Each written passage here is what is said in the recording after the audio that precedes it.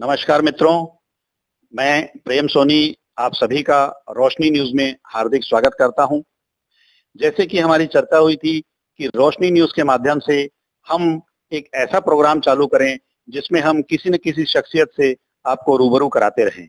तो हाँ दोस्तों, इस प्रोग्राम का नाम ही हमने रूबरू रखा है और इसका उद्देश्य सिर्फ ये है कि हम ऐसी ऐसी शख्सियतों से आपको मिलवाएं जो कई प्रतिभावान हैं, बहुमुखी हैं, जो अपने घर, परिवार, व्यापार के अलावा भी समाज को अपना अमूल्य समय देते आ रहे हैं। वो समाज को तन, मन, धन से सेवा देते आ रहे हैं और कई ऐसे लोग हैं जो सेवा देने के बाद भी सामने नहीं आते। तो आइए हम कोशिश करेंगे उन लोगों से आप तक मिलवाने की, जिस कार्यक्रम का नाम रखा गया है रूबरू। दूसरा, समाज में जो योगदान दे रहे हैं, नारी शक्ति, मातृशक्ति, ये बहुत कुछ करने के बाद भी सामने आना नहीं चाहते, लाइमलाइट में आना नहीं चाहते। मैं नमन करता हूं उन सभी मातृशक्ति को, नारी शक्ति को जो सम्मान के पात्र हैं। आइए हम सब मिलके उनका सम्मान करते हैं। इस रूबरू कार्यक्रम में सबसे पहले जिस नारी शक्ति को हमने आमंत्रित किया है, उनका नाम है पायल जसवानी। वो बहुमुखी हैं और कई संस्थाओं के लिए भी वो काम करती हैं। आइए हम बात करते हैं उनसे। पायल जसवानी जी, आपका हमारे चैनल रोशनी न्यूज में बहुत बहुत स्वागत है। बहुत बहुत धन्यवाद सर्वप्रथम प्रेम भैया, और मैं बधाई दूंगी और धन्यवाद भी करूंगी रोशनी न्यूज चैनल का।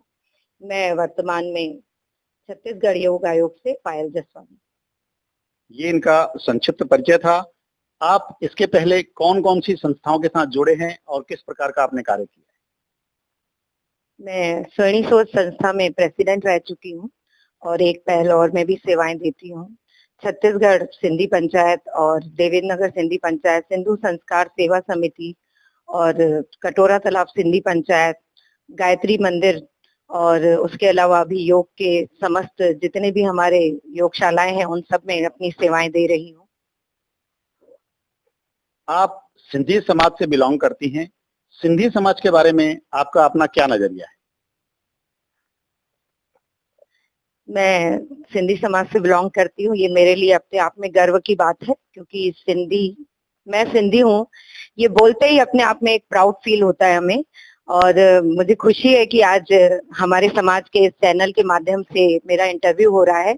और जब मैं कहीं किसी भी फील्ड में जाती हूँ योगा के, अभी वर्तमान में क्योंकि मैं वहीं से जुड़ी हुई हूँ, अधिक सेवाएं मैं वहीं दे रही हूँ, तो वहाँ मुझे कई लोग बहुत खुशी से बोलते हैं और बहुत प्राउड फील करते हैं कि सिंधी समाज की महिलाएं बहुत सारी गतिविधियों से जुड़ी हुई हैं। लेकिन ये पहला फील्ड मुझे लगा कि एक ऐसा फील्ड है जिसमें लोगों को एक अच्छा स्वास्थ्य देने की भावना भी इस फील्ड में है। और ये सबसे बड़ा पुरुषार्थ है कि जीवन में हम सारे कार्य कर लेते हैं, परंतु किसी को अच्छा स्वास्थ्य देना, तो मुझे बहुत खुशी है कि मैं इस फील्ड में हूँ।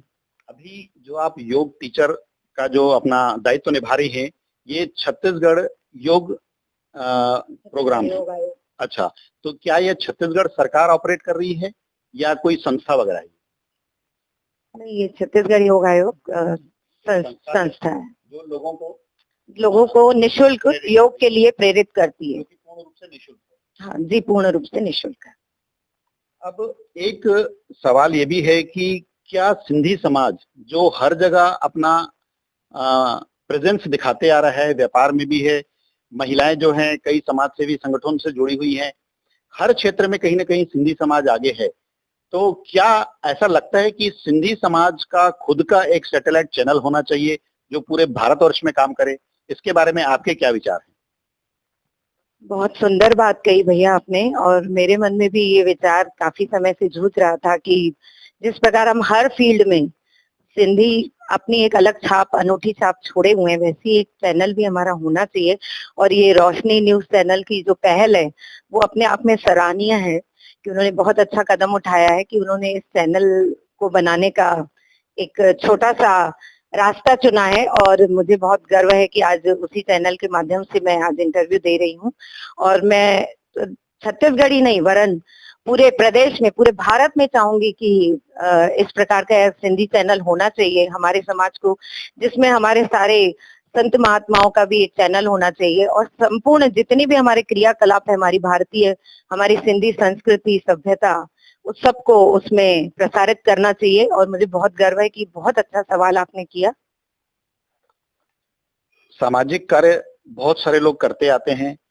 मैं आपसे जानना चाहता हूं कि कब आपको ऐसा लगा कि आप अपने घर के दायित्वों से समय को निकाल के सामाजिक क्षेत्र में आए? इसमें आपको क्या कोई परेशानी हुई या आपका परिवार आपके साथ कैसा साथ दे रहा है? कैसे आप इसमें से समय को मैनेज करते हैं? उसके बारे में आप बताएं। मैं थोड़ा पीछे जाना चाहूंगी भैया। बिफोर मैरिज मैं रायपुर कैपिटल जेसिस में ज्वाइंट सेक्रेटरी के पद तक रही हूँ। मैं वहाँ एक नॉर्मल मेंबर के पद पे गई थी, परंतु उसमें मुझे काफी सारे अचीवमेंट मिले। बट आफ्टर मैरिज बच्चों की जवाबदारियों को देखते हुए मैं काफी पीछे हो गई इन सब चीजों में। लेकिन मेरे मन में वो कहीं ना कहीं बना हुआ था कि भाई नहीं, अपने जीवन में मेरे को फिर से किसी ऐसी फील्ड में जाना है जिसमें मैं समाज को कुछ दे सकती हूँ या समाज से बहुत कुछ सीखने मिलता है। तो इस सारी चीज में मेरे हस्बैंड ने, मेरे परिवार ने मुझे बहुत सपोर्ट किया। आज मैं जिस भी मुकाम पर हूँ अपने हस्बैंड और अपने परिवार के बदौलत हूँ और उनका सहयोग मिलता है तभी हम महिलाएं आगे बढ़ती हैं।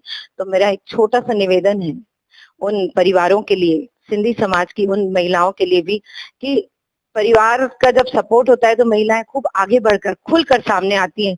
प्रतिभा तो हर व्यक्ति के अंदर होती है, ईश्वर ने सभी के अंदर भरी है, परंतु जब परिवार सपोर्ट करता है तो वो प्रतिभाएं बहुत अच्छे ढंग से हम अपने समाज को उसकी सेवाओं के रूप में और बहुत सारे कार्यों के माध्यम से अपनी एक अनूठी छाप बना सकते हैं। इसलिए सभी महिलाओं से अनुरोध। पायल जी, आपसे एक सवाल था कि आप छत्तीसगढ़ योग से जुड़े हुए हैं। आपको कब और कैसा लगा कि इस फील्ड में आपको जाना चाहिए और क्यों लगा? बहुत अच्छा सवाल पूछा भैया आपने।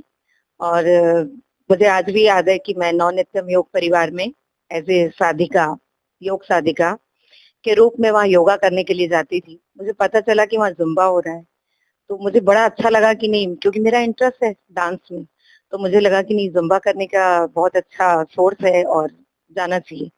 मैं वहाँ गई। उसके पहले मुझे काफी सारे शरीर में कॉम्प्लिकेशन थे, जैसे स्टोन प्रॉब्लम था मुझे, माइग्रेन प्रॉब्लम था, बीपी प्रॉब्लम था और वेट का भी बहुत ज्यादा प्रॉब्लम था और डाइजेशन प्रॉब्लम भी रहता था अक्सर।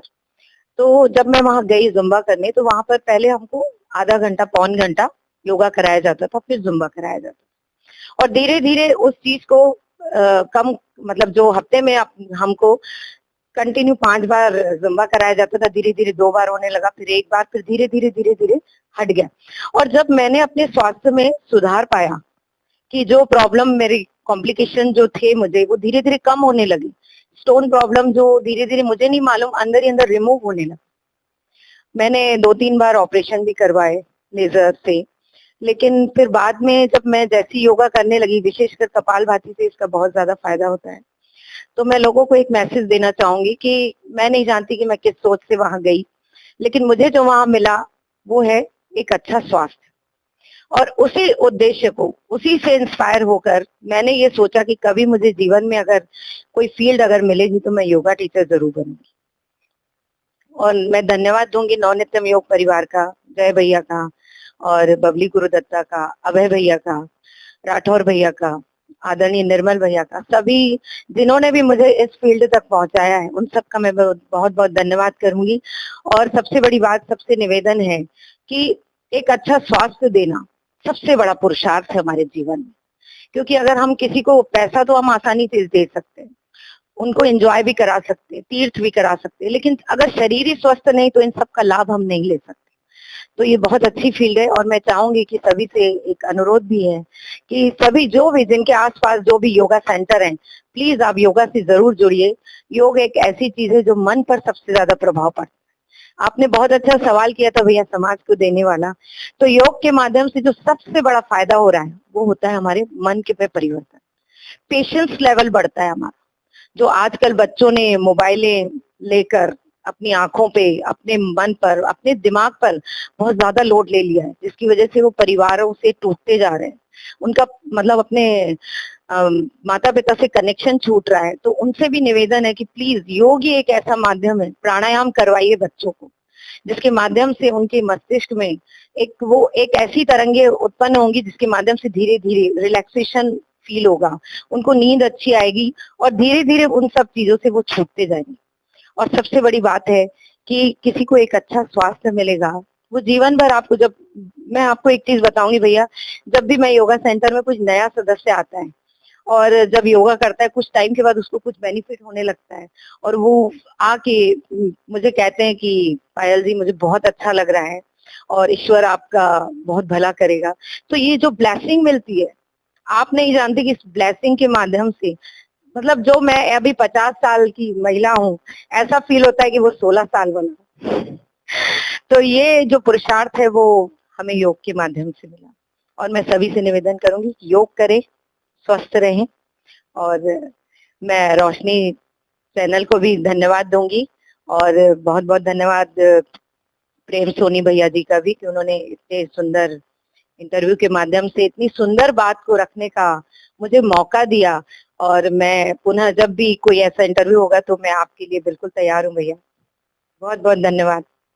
देश विदेश की खबरों को देखने के लिए हमारे चैनल रोशनी न्यूज़ को सब्सक्राइब कीजिए और बेल आइकन दबाना ना भूलिएगा।